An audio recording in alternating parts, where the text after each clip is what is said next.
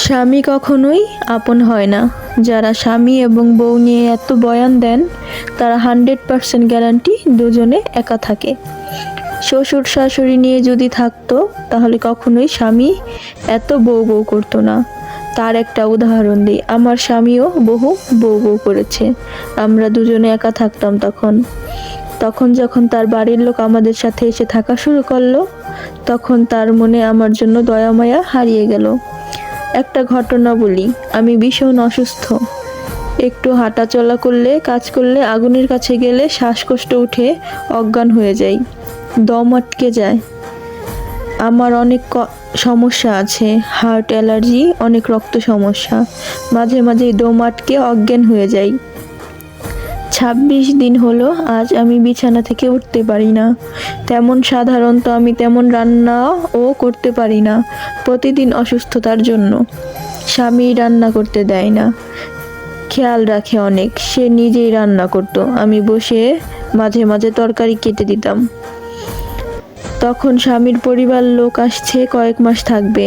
আমি স্বামীকে বললাম, একটু কাজের লোক রাখো প্লিজ, কারণ তুমি তো জানোই আমি অসুস্থ, তেমন রান্নাঘরে যেতে পারি না।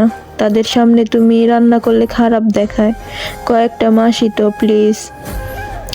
এখন এটা তার কাছে লস প্রজেক্ট লাগছে। বলে, তুমিও একটু করো, সব কিছু একা চেষ্টা করলেই পারবে। ডক্টর তো এত কিছু বলে নাই যে সব মানতে হবে, একটু রান্নাঘর পরিষ্কার, এসবই তো।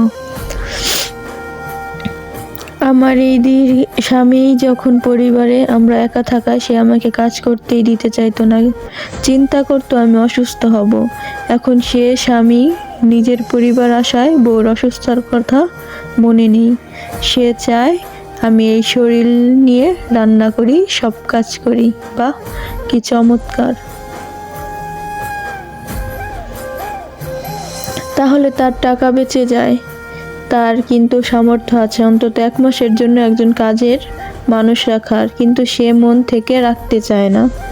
হয়তো রাখবে না, এর জন্য যে বলেছি আমি কিভাবে এসব করব অসুস্থ শরীর নিয়ে। শরীর তো আমার অনেক খারাপ, তুমি আমাকে বাবার বাড়ি রেখে আসো। মানুষ তখন বলবে যা, তা বলা মুশকিল। ভাবছি স্বামীর মন রক্ষায় কাজগুলো আমিই করব, শরীরের খেয়াল করব না।